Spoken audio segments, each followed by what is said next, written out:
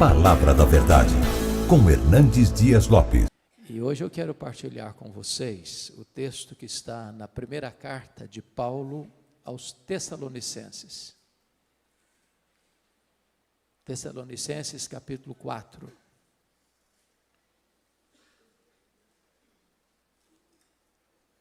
Dos versos 13 ao verso 18.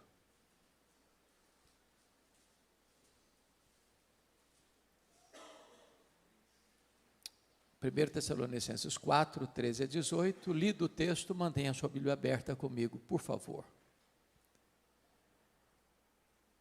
Não queremos, porém, irmãos, que sejais ignorantes com respeito aos que dormem, para não vos entristecerdes como os demais que não têm esperança. Pois se cremos que Jesus morreu e ressuscitou, assim também Deus, mediante Jesus, trará em sua companhia os que dormem. Ora, ainda vos declaramos por palavra do Senhor isto: nós, os vivos, os que ficarmos até a vinda do Senhor, de modo algum precederemos os que dormem. Porquanto o Senhor mesmo, dada a sua palavra de ordem, ouvida a voz do arcanjo e ressoada a trombeta de Deus, descerá dos céus. E os mortos em Cristo ressuscitarão primeiro. Depois, nós, os vivos, os que ficarmos, seremos arrebatados juntamente com eles entre nuvens, para o encontro do Senhor nos ares, e assim estaremos para sempre com o Senhor. Consolai-vos, pois, uns aos outros com estas palavras. Amém. Bom, o apóstolo Paulo, na sua segunda viagem missionária, esteve nesta cidade chamada Tessalônica. É uma cidade grega, até hoje uma das maiores cidades da Grécia, hoje com o nome de Salônica. E Tessalônica era uma cidade importantíssima, porque ela era a capital de uma província, ela era a capital da província da Macedônia. E Paulo passa por lá, planta esta igreja, uma igreja que vai se tornar uma igreja modelo para outras igrejas, e precisou sair às pressas, porque queriam matá-lo na cidade. Então, dali ele vai para Bereia. E nesta carta, Paulo trata muito especificamente sobre as verdades que nós chamamos de escatológicas, as verdades das coisas do fim. Por ser uma cidade grega, ela tinha forte influência da cultura grega. Esta carta é um clássico exemplo de que, em vez da igreja influenciar a sociedade, é a sociedade que está influenciando a igreja. Em vez da igreja imprimir no mundo o seu pensamento, o pensamento divino, à luz das Escrituras, é a cultura prevalecente que está influenciando a igreja. Qual era o pensamento básico, pilar dos gregos? Era o chamado dualismo. Os gregos criam nisso. O que era o dualismo? O dualismo era a ideia de que a matéria que você toca, que você vê, que você apalpa, era essencialmente má. O espírito invisível, imaterial, espiritual, era essencialmente bom. Em virtude disso, os gregos não acreditavam em três coisas. Eles não acreditavam na criação. Para os gregos, a criação era uma emanação divina, não direta, porque se a matéria era má, um Deus sendo bom não pode criar algo mau.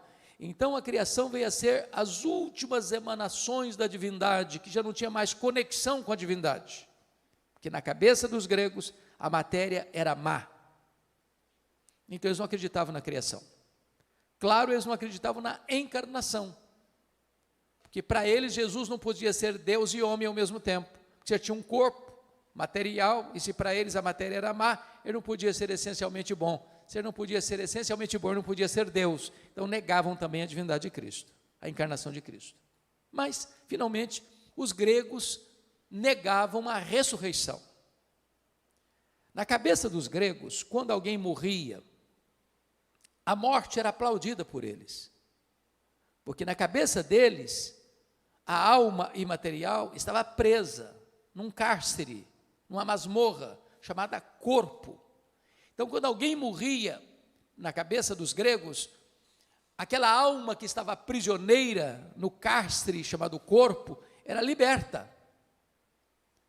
Pensar em ressurreição para eles era um anticlímax, era um retrocesso, porque era pegar aquela alma que fora liberta na morte e trazê-la de volta para a prisão do corpo. Então os gregos não acreditavam em ressurreição. É por isso que quando Paulo pregou em Atenas, a cidade grega, capital da intelectualidade humana, ao ouvirem falar de ressurreição, uns escarneceram. Então, o que estava acontecendo aqui? Quando um crente morria na igreja de Tessalônica, era um desespero só, porque os crentes de Tessalônica, copiando o que estava acontecendo na sociedade, no mundo, eles não tinham esperança, não tinha cântico, não tinha celebração, não tinha convicção de céu, não tinha garantia de vida eterna. Olha comigo o versículo 13: não queremos, porém, irmãos, que sejais ignorantes com respeito aos que dormem, para não vos entristecerdes como os demais que não têm esperança. Paulo está dizendo que o mundo não tem esperança, e os crentes não podem viver como o mundo sem essa esperança. Agora, o que ele está querendo dizer aqui com os que dormem? Com respeito aos que dormem, para não vos entristecer como os demais que não têm esperança. E a pergunta que eu faço a vocês: o que é que dorme na hora da morte? É o corpo ou é a alma? O que é que dorme? E a resposta insofismável, categórica é o corpo que dorme. A alma não dorme. O seu corpo não sobrevive sem a sua alma, mas a sua alma sobrevive sem o seu corpo. Você não é um corpo que tem uma alma, você é uma alma que tem um corpo. Você e eu fomos feitos do pó, somos pó e voltaremos ao pó. Mas na hora da morte, a alma, que é o sopro divino, se desprende do corpo e se volta para o Senhor. O pó volta à terra como deu, o espírito volta a Deus. Agora, aquela dúvida dos tessalonicenses ainda é a dúvida de hoje. Porque a pergunta hoje que eu mais escuto com um pastor é essa: pastor, como é que vai ser na hora da morte? O que vai acontecer? O que acontece quando um crente morre? Vamos falar dos cristãos agora. E quando falo cristão, estou falando daqueles que nasceram de novo, que têm seu nome escrito no livro da vida, que são herdeiros da vida eterna. O que acontece quando um crente morre? Bom, se você perguntar isso para um ateu que não crê na eternidade, o que acontece quando uma pessoa morre? Ele vai dizer assim: bom, morreu, é só matéria e acabou, não tem mais nada. Não tem mais nada. Se você fizesse a pergunta para um defensor do romanismo, da doutrina romana, ele vai dizer: gente, a pessoa não era tão má para ir direto para o inferno, não era tão boa para ir direto para o céu, morreu, vai para o purgatório. Fica lá sofrendo, purgando os pecados, não sabe se 1 ano, se 10 anos, se 100 anos, se 1000 anos, até os pecados serem purgados e aí poder entrar no paraíso. Não tem esperança nisso. Se você fizesse a pergunta para um espiritualista: o que acontece quando uma pessoa morre? Ele vai dizer: bom, morreu, desencarnou, reencarnou, desencarnou, reencarnou, desencarnou, num processo ad infinitum. Também não tem esperança nisso. Se você fizer a pergunta para uma outra vertente teológica hoje: o que acontece quando uma pessoa morre? Ele vai dizer para você: morreu, a alma fica dormindo, até a segunda vinda de Cristo, inconsciente. Bom, mas isso também não tem esperança. O que a Bíblia diz? O que a Bíblia diz? Quando um crente morre, a Bíblia diz lá em 2 Coríntios 5,8, que morrer é deixar o corpo e habitar com o Senhor. E o Senhor não está na sepultura dormindo. O que a Bíblia diz? Filipenses 1,23 diz que morrer é partir para estar com Cristo, o que é incomparavelmente melhor. E Cristo não está na sepultura, Cristo está sentado no trono, Ele está no céu, de onde intercede por nós. É por isso que Paulo diz: morrer para mim é lucro, Por exemplo, quando Jesus disse àquele ladrão que se arrependeu, na última hora, não 10ª hora, à sua direita, o que Jesus disse para ele? Em verdade te digo que hoje mesmo estarás comigo no paraíso. Bom, Jesus morreu naquele dia, seu corpo foi sepultado, e a sepultura não é o paraíso. Isso porque Jesus, antes de morrer, disse: Pai, nas tuas mãos entrego o meu espírito. Então, o problema dos tessalonicenses é que eles estavam vivendo sem esperança, influenciados pela filosofia e pela cultura dos gregos, deixando de experimentar e usufruir as verdades consoladoras das Escrituras. Mas uma pergunta que é muito comum fazer, e eu acho que todo pastor que está aqui já escutou isso tantas vezes: pastor, como é que vai ser lá no céu? Já que partir é para estar com Cristo, que é incomparavelmente melhor. Como é que vai ser lá? Nós vamos nos conhecer lá no céu?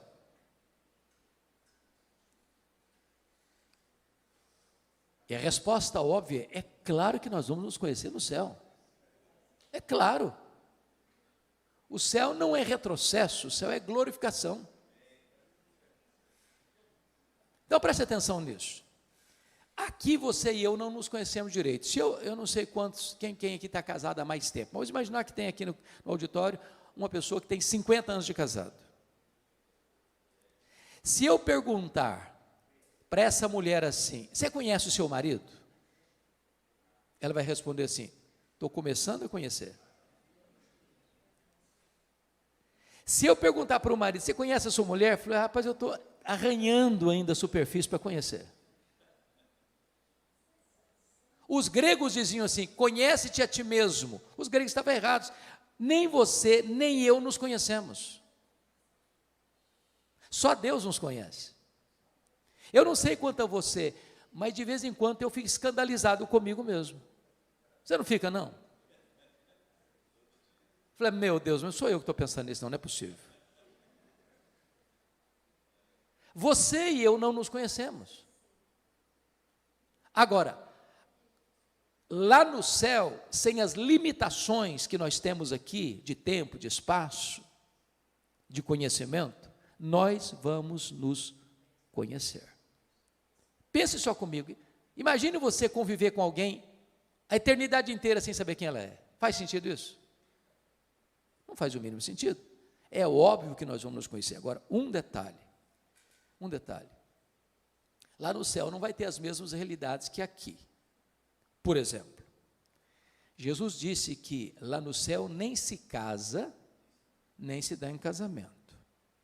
Às vezes as pessoas nutrem um romantismo irreal nesse sentido. E eu já vi muito funeral, sobretudo de uma pessoa que já está casada há muitos anos, vai a esposa primeiro, vai o marido primeiro, e um fica lá curtindo, passando a mão assim, a mãozinha já gelada, assim, daqui a pouquinho eu estou indo também, dando a ideia de que vai continuar casado lá no céu.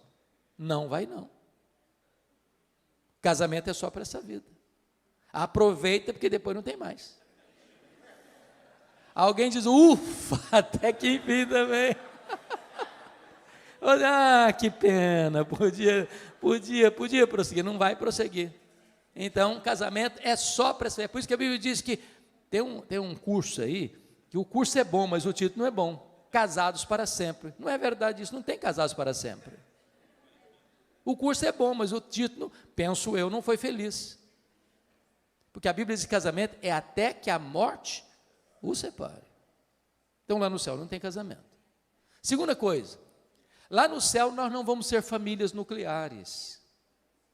Em outras palavras, lá no céu você não vai amar mais quem foi aqui, seu pai, sua mãe, seu marido, sua mulher, seus filhos, seus avós, do que você vai amar Abraão, Isaque e Jacó.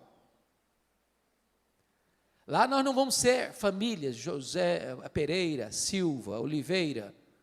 Não, lá nós vamos ser uma única família, lavada no sangue do Cordeiro. Agora, Paulo não diz o seguinte: nós não estamos aqui especulando. Não é uma questão de especulação. Olha comigo o versículo de número 15, quando ele diz: e sabeis também vós, não, desculpa, o vento bateu aqui, mudou minha página, 4:15.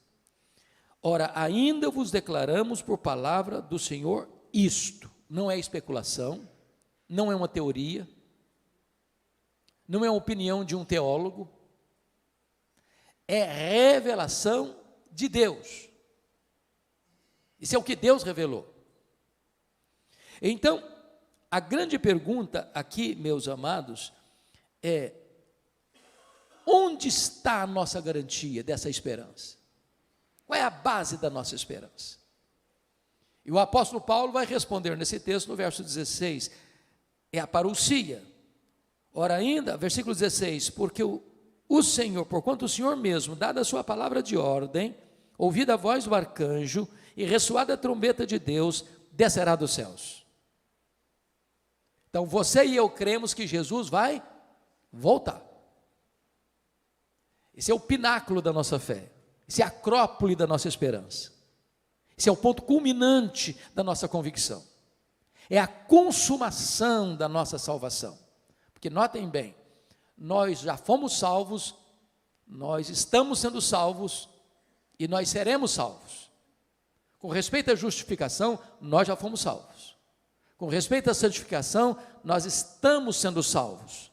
Mas com respeito à glorificação, nós seremos salvos.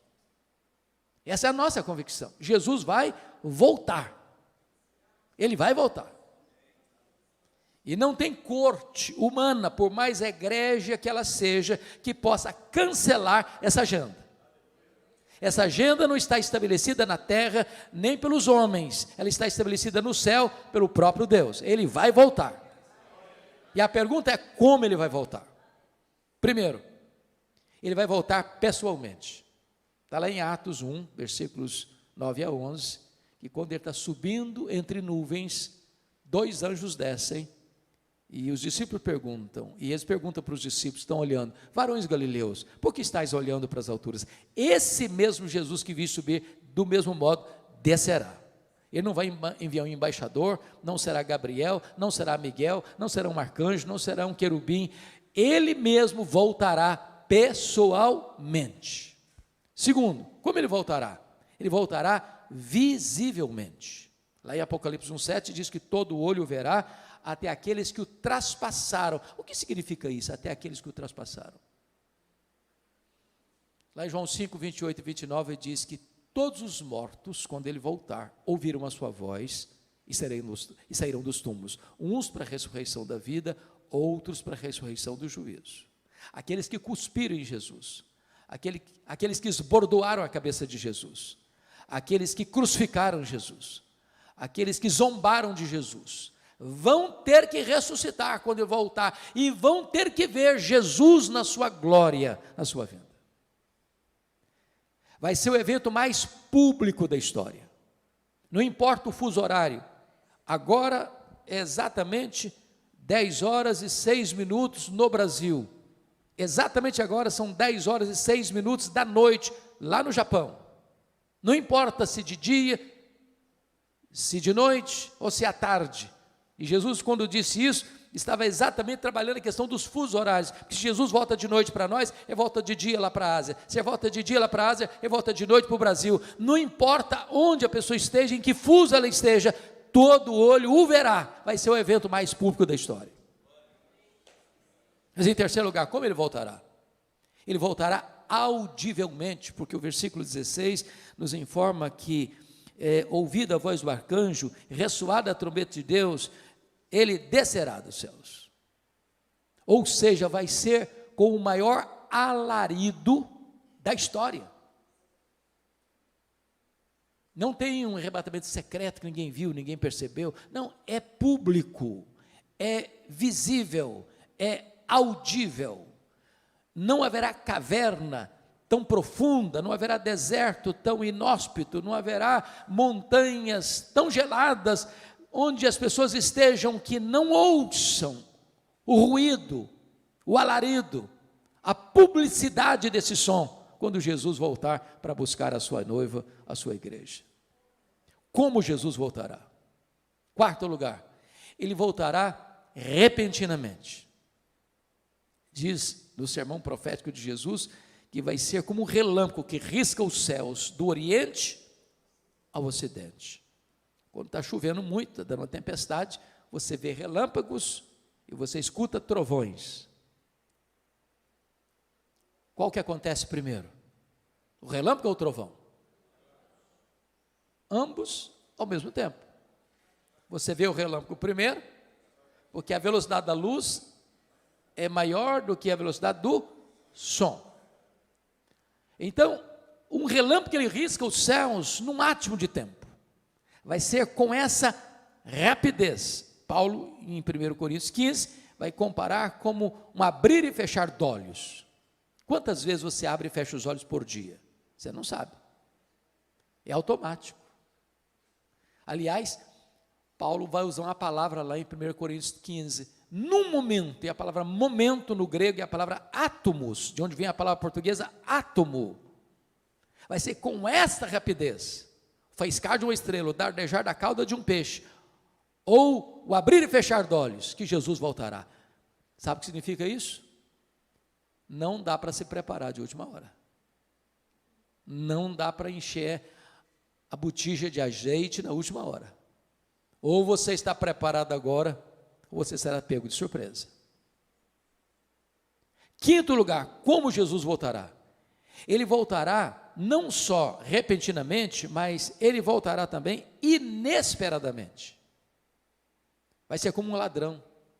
O ladrão não manda um WhatsApp para você dizer, olha, tal dia, prepara um cafezinho, faça um pãozinho de queijo, que eu estou chegando na sua casa.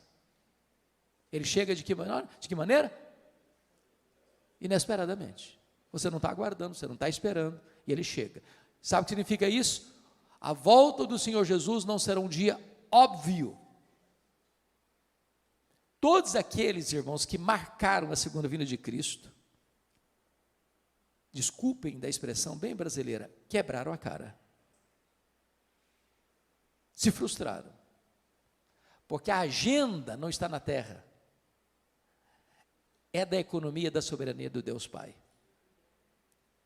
Então preste bem atenção nisso. O que a Bíblia diz que se o chefe de família soubesse que horas que o ladrão chegaria, ele se prepararia e não permitiria que ele entrasse. Vai ser assim. Vai ser um dia comum. O dia que você levanta, vai trabalhar, se levanta, vai levar filho na escola, se levanta, vai fazer uma viagem, se levanta e vai ficar em casa mesmo. Não vai ser um dia óbvio, vai ser agora, está tudo indicando que vai ser hoje. Não vai ser assim. Penúltimo lugar, como Jesus voltará? 1 Tessalonicenses 5 diz que vai ser inescapável, uma volta inescapável, vai ser como uma mulher grávida que está para dar à luz. Quando uma mulher está grávida, ela vai dar à luz. Não dá para dizer, está cancelada a gravidez. Pronto, agora não vai mais nascer nada. Não, vai nascer, é inescapável. Em outras palavras, não tem nenhuma autoridade na terra, por mais poderosa que ela seja, pode dizer, Jesus não voltará. Não, é inescapável, ele voltará sim. E ele voltará como o Rei dos Reis, como o Senhor dos Senhores, como juiz de vivos e de mortos. Ele voltará para estar assentado no trono e julgar as nações. Finalmente, como ele voltará? Ele voltará vitoriosamente.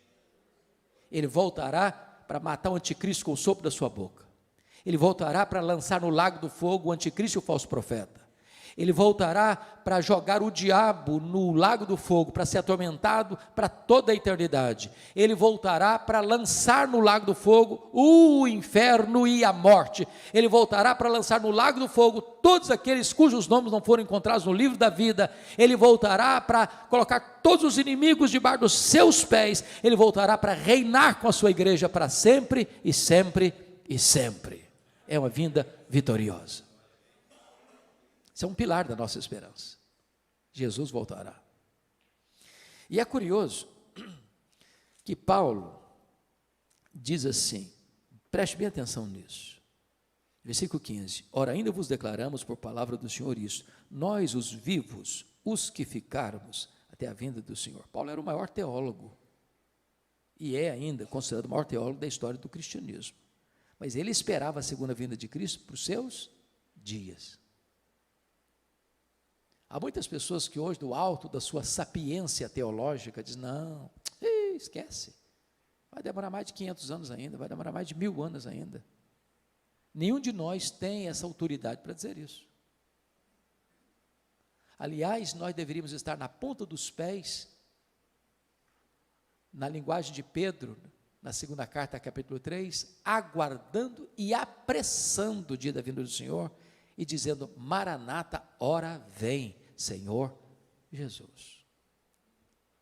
Mas se nós temos a revelação como primeiro pilar da nossa esperança, se nós temos a parousia, a segunda vinda como segundo pilar da nossa esperança, em terceiro lugar, nós temos a ressurreição como terceiro pilar da nossa esperança. Compare aí o versículo 16 na parte B, onde diz, e ressoada a trombeta de Deus, descerá dos céus, e os mortos em Cristo ressuscitarão primeiro. A grande pergunta é, primeiro em relação a quem? Porque é uma vertente teológica que diz que ressuscitarão primeiro em relação aos outros mortos não crentes, mas não é isso que Paulo está tratando, não é disso que ele está falando. Ressuscitarão primeiro em relação aos que estiverem vivos, porque segue o texto, depois nós os vivos, os que ficarmos. Então preste bem atenção aqui numa coisa importante. Quando um crente morre, estou falando crente salvo, não é crente nominal, não deveria existir desespero, porque quando um crente morre, ele já começa imediatamente, está lá em Hebreus 12, que o Espírito é aperfeiçoado para entrar na glória. Já imediatamente ele começa a desfrutar do céu, conscientemente, não fica dormindo, não fica num limbo, já começa a reinar com Cristo, conforme Apocalipse 20.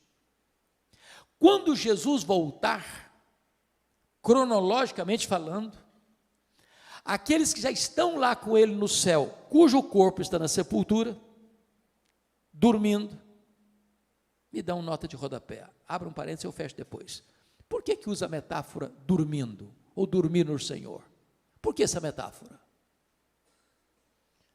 Porque esse eufemismo é uma figura de linguagem para amenizar uma coisa. Em vez de você dizer assim, o cara morreu, aí você diz, ele dormiu no Senhor. Por duas razões. Porque quem dorme está fazendo o quê? Está descansando. Você dorme porque você precisa descansar. Apocalipse 14, 13 diz, bem-aventurados aqueles que desde agora morrem no Senhor, para que descansem das suas fadigas. Segunda razão porque usa a figura do dormir, porque quem dormiu vai acordar, se não acordou, não dormiu, morreu. Significa o quê? Que a morte, ela tem prazo de validade. Vai chegar um momento que a morte vai ser interrompida pela ressurreição. Os mortos vão ouvir a voz de Jesus e vão sair dos túmulos, uns para a ressurreição da vida, outros para a ressurreição do juízo, dando claramente a entender que não vai ter duas ressurreições, uma de crente e outra de descrente, vai ser uma única ressurreição, de crentes e descrentes, ao mesmo tempo. Quando Jesus voltar. Bom, voltando então à ressurreição dos mortos. Ele está falando de ressurreição dos mortos, primeiro em relação aos que estiverem vivos, porque aqueles que virão com Jesus, que estão lá desde Abel, voltarão com Jesus, aquela alma que já está glorificada, que já está reinando com Cristo, e agora este corpo que acabou de ressuscitar, com características específicas, corpo imortal, incorruptível, poderoso, glorioso, espiritual, celestial, semelhante ao corpo da glória do Senhor Jesus, aquela alma agora então entra dentro deste corpo que está glorificado, agora sim a glorificação está plena, completa, e então estaremos para sempre com o Senhor. Os que estiverem vivos não podem subir do jeito que nós temos, um corpo mortal e corruptível. Então, 1 Coríntios 15 diz que seremos transformados e arrebatados com o corpo de glória, para estarmos para sempre com o Senhor. Mas a questão é, como é que vai ser o corpo da ressurreição? Paulo não trata aqui, mas Paulo trata desse assunto lá em 1 Coríntios capítulo 15. Eu queria que você fosse rapidinho comigo para lá. 1 Coríntios 15. Por favor, olha aí. Aliás, essa é a pergunta que eu mais escuto com o pastor. Como é que vai ser o nosso corpo? Como é que vai ser o nosso corpo? Etc e tal. Aqui Paulo responde isso de forma muito clara. 1 Coríntios 15, a partir do verso 35. Mas alguém dirá, como ressuscitam os mortos? Em que corpo vem? Paulo responde, ironizando com eles, insensatos, ou insensato. Ele está fazendo uma pergunta muito óbvia. E aí ele vai usar 3 figuras para mostrar para nós como será o nosso corpo. A primeira figura está no versículo 36, é a figura da semente. A segunda figura está no verso 39, é a figura da carne. A terceira figura está no verso 40, a figura dos corpos celestiais. Então vamos dar uma olhadinha nisso? O que Paulo está dizendo no versículo 36 é o seguinte, que quando um crente morre, o corpo dele é uma semente.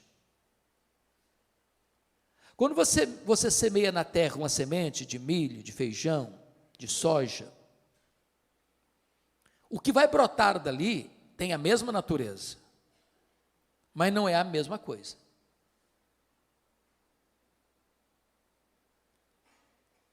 Então, ele vai explicar isso melhor a partir do verso 42.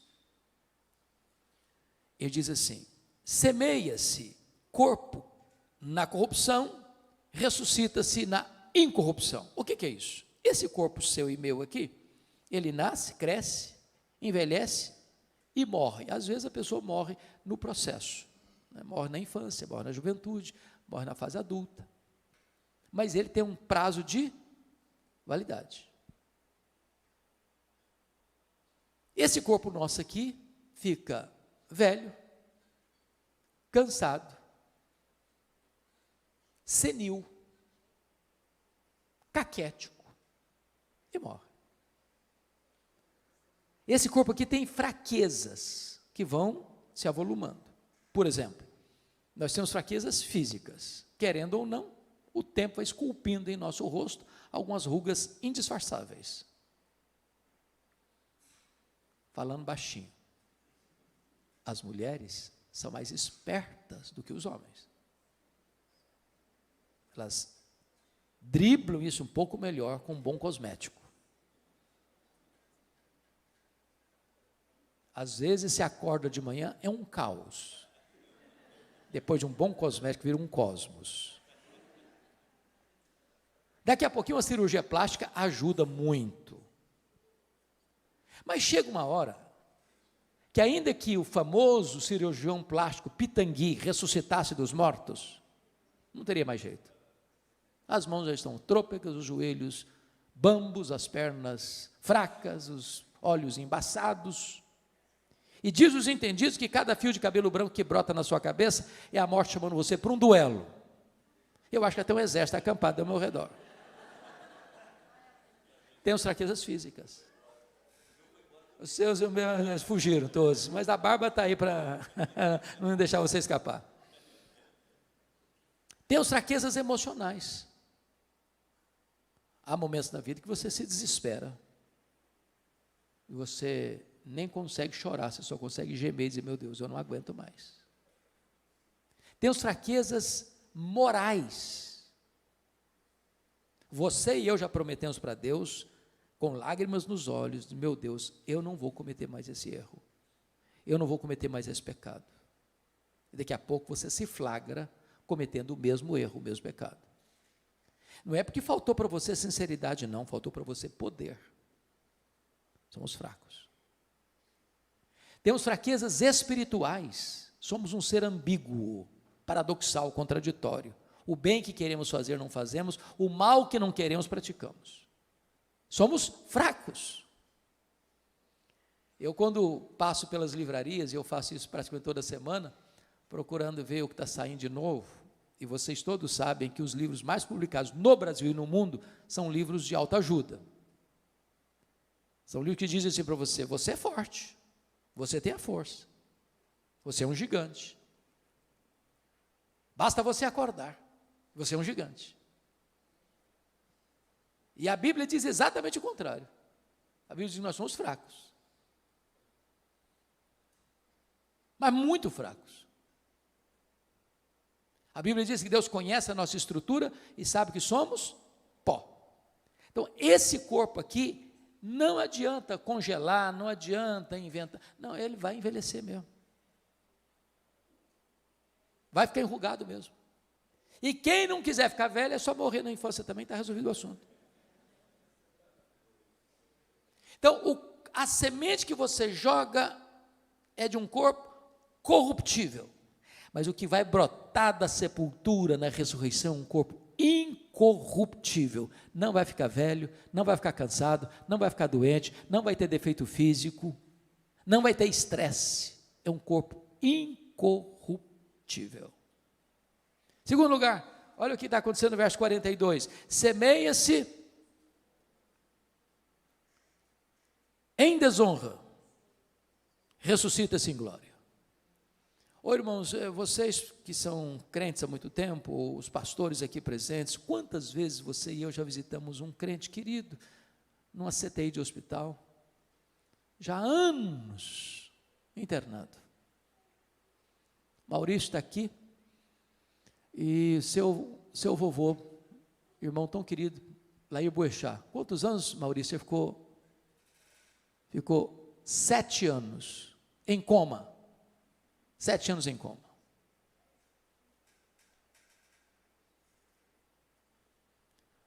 Muitas vezes eu já visitei ovelhas e irmãos fora do círculo da igreja local, que o corpo já estava caquético, encolhido, pele e osso, desonrado pela dor, desonrado pela doença, desonrado pelos remédios tão pesados. Quando você joga aquele corpo na sepultura, ele está desonrado pela fraqueza, pela doença. Mas o que vai brotar daí é um corpo glorioso, glorioso. E Daniel, capítulo 12, diz que vai brilhar como sol no seu fulgor. Louvado seja o Senhor.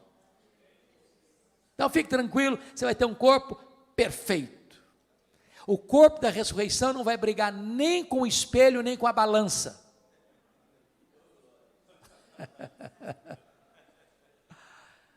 Terceiro, olha o versículo 43. Semeia-se em fraqueza, ressuscita-se em poder.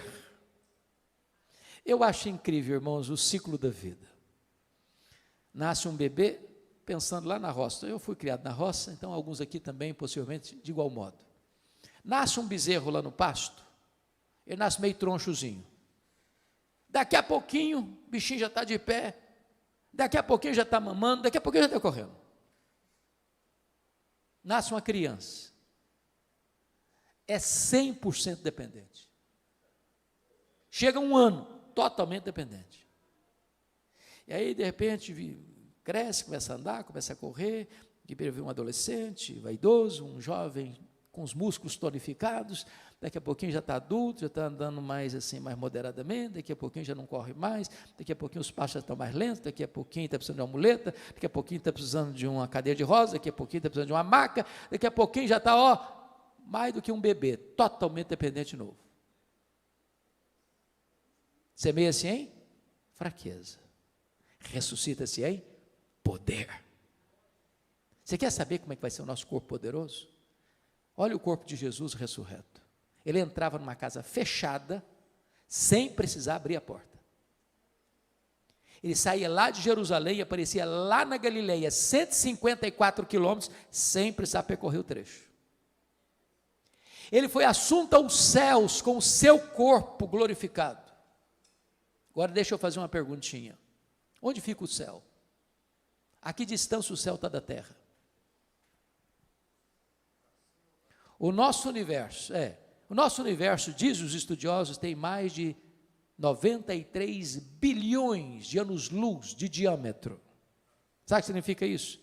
Se você voar à velocidade da luz, 300 mil quilômetros por segundo, nessa velocidade você demoraria mais de 93 bilhões de anos para chegar lá. Onde está o céu?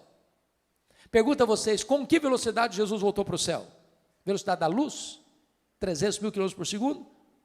Se ele voltou na velocidade da luz, ele está logo ali na esquina do universo ainda, depois de 2000 anos. Sabe o que significa que nós teremos um corpo poderoso? Significa que novos céus e nova terra será todo o ambiente do nosso habitat. Vou dar uma puladinha no céu, dar uma puladinha na terra. Quanto tempo um anjo gasta para vir do céu à terra? Quanto tempo? Sabe o que significa isso? Nós não estaremos como os anjos, como o corpo ressurreto de Jesus, sujeito às mesmas leis que nos governam agora. É por isso que o hino diz, nem metade da glória celeste jamais se contou ao mortal. Mas vamos à segunda imagem, à segunda figura? Como é que vai ser o nosso corpo? Confira aí comigo agora o versículo 39. Nem toda a carne é a mesma, porém uma é a carne dos homens, outra é a carne dos animais, a outra a carne das aves, a outra a carne dos peixes. Uai, Paulo, eu não estou te entendendo agora. Será que Paulo está dizendo aqui que também os animais, as aves e os peixes vão ressuscitar? É disso que ele está tratando?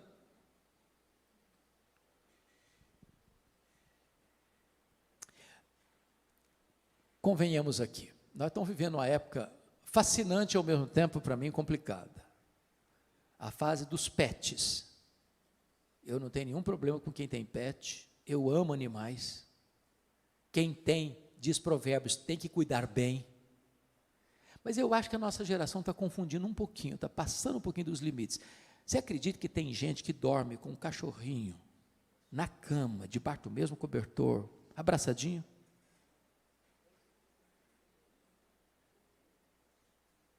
Eu estava num voo internacional há uns 3 anos, lá em Washington, vindo para o Brasil. E eu estou sentado e chega um casal muito bonito, um rapaz e uma moça muito bonitos, com um cachorro grandão, sentado na minha frente. Daqui a pouquinho o rapaz disse assim para a moça, fique aqui que eu vou comprar uma Coca-Cola. O lugar que vendia Coca-Cola ficava a uns 10 metros de onde estavam sentados. Quando o rapaz saiu, a moça lascou um beijo na boca do cachorro, mas daquele beijo cinematográfico. E eu fiquei olhando espanto, falei, meu Deus, mas é muito mau gosto dessa menina. Está doido, senhor.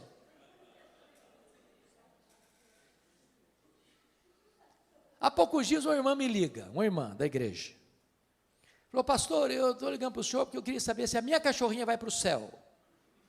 E eu fiquei meio zonzo com a pergunta, pensando em elaborar uma resposta. Antes de eu dar a resposta, ela disse assim, porque se a minha cachorrinha não for, eu também não quero ir. Falei, aí, é o problema da senhora, eu não vou entrar em briga de família não, o que é isso? Eu tenho um colega, pastor presbiteriano, calvinista, reformado, que foi fazer um casamento de uma ovelha dele, e ele não está sabendo de nada, o coitado, pego de surpresa. Na hora das alianças, sabe quem levou a aliança ao altar? A cachorrinha da família. Ué, mas está demais, está não? Ô gente, eu sinto muito, mas informar isso. Deus criou 3 tipos de seres: os anjos, os homens e os animais. Voláteis, terrestres e aquáticos. Os anjos são espírito e não têm corpo. Eles não morrem. Os homens têm corpo e espírito. Morre o corpo, o espírito volta para Deus. Os animais, voláteis, terrestres e aquáticos, têm corpo e não têm espírito. Morreu, acabou. Jesus não foi para a cruz para redimir cachorro, peixe e papagaio.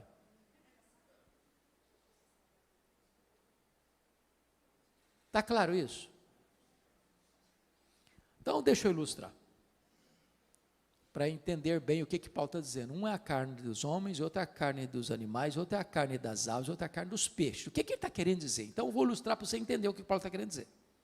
Imagine você que numa família que vai se perpetuar, essa família tem um cachorrinho de estimação, essa família tem um papagaio de estimação, e esta família tem um peixe lá no aquário de estimação, certo? Agora imagine você que morre o cachorrinho da família. Aí a família vai lá no quintal, abre uma cova profunda e sepulta o cachorrinho. 100 anos depois, morre o papagaio. A família vai lá na mesma cova, abre a cova, o que tem lá dentro? Pó de quê? Pó de cachorro. Sepulta o papagaio na mesma cova. 100 anos depois, morre o peixe. Ela vai lá na mesma cova, abre lá, o que tem lá dentro? Pó de cachorro e pó de papagaio, pó de ave. Aí sepulta o peixinho lá dentro. 100 anos depois, morre alguém da família. Vai lá e abre a cova, o que tem lá dentro? Pó de cachorro, pó de papagaio, pó de peixe. Aí sepulta a pessoa lá dentro da mesma cova. 100 anos depois, morre outra pessoa da família, vai lá e abre a cova. O que tem lá dentro? Pó de cachorro, pó de papagaio, pó de peixe, pó de gente, pó de homem. E na hora que Jesus voltar, como é que vai ser? Está tudo misturado, é pó, tudo é pó, tudo é pó. Tudo é pó. Como é que vai ser então? Vai ressuscitar tudo junto? Vai ressuscitar pó de cachorro, vai voltar a ressuscitar pó de papagaio, pó de peixe, pó de gente? Não. O que Paulo está nos ensinando, um é a carne dos homens, outra é a carne dos animais, outra é a carne dos aves, outra é a carne dos peixes, mas quando Jesus ressuscitar, só pó de gente vai ouvir a voz dele e sair do túmulo. Pastor, como é que fica esse negócio de cremar? Vai comprometer a ressurreição? Eu pergunto a vocês, o que aconteceu nas Torres Gêmeas do dia 11 de setembro de 2001? 3.000 graus centígrados, viraram pó. O que acontece quando uma pessoa é comida por um monstro marinho que vai soltando partículas do corpo dele para milhares de quilômetros mar adentro? Quando Jesus voltar, todos vão ouvir a sua voz. Não importa se apenas uma partícula de pó, o Senhor que criou o universo sem matéria pré-existente é poderoso para ressuscitar o seu corpo de maneira incorruptível, imortal, poderosa, gloriosa, espiritual e celestial. Mas deixa eu terminar. A última figura que Paulo usa está aí no versículo 40. Também há corpos celestiais e corpos terrestres. Sem dúvida, uma é a glória dos celestiais e a outra dos terrestres. Uma é a glória do sol, outra é a glória da lua, outra é a glória das estrelas, porque até entre estrela e estrela há diferenças de esplendor, pois assim também é a ressurreição dos mortos. O que Paulo está querendo ensinar com aqui?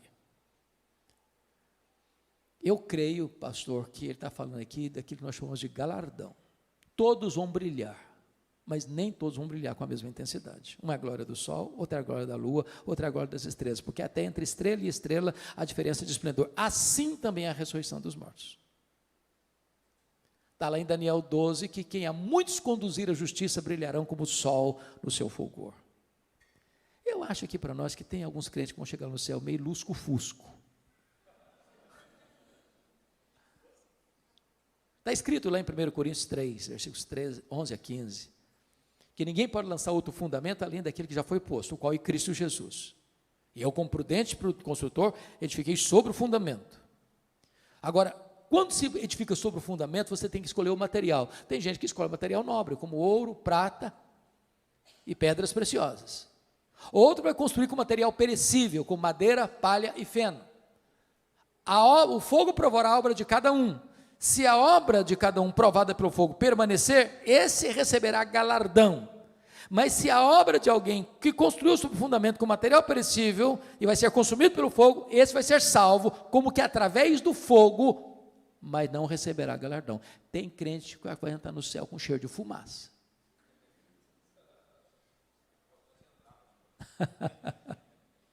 Com cheiro de fumaça. Preste atenção nisso. A salvação é de graça, mas o galardão é recebido pelas obras.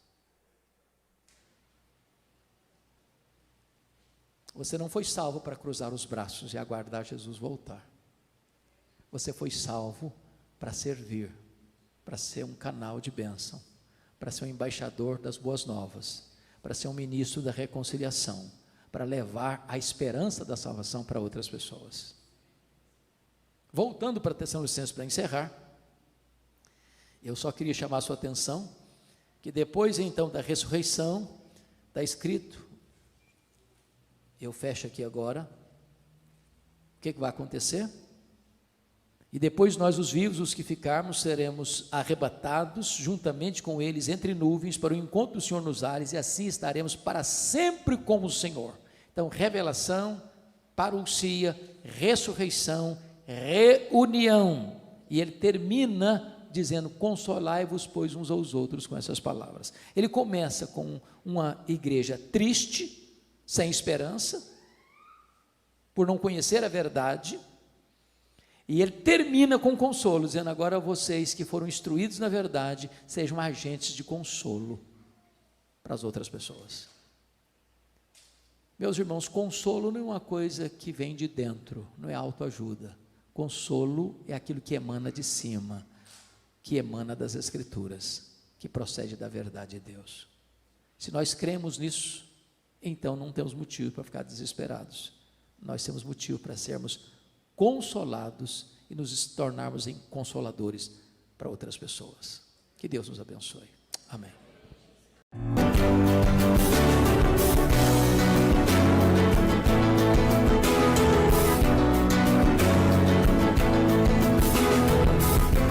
Palavra da Verdade, com Hernandes Dias Lopes.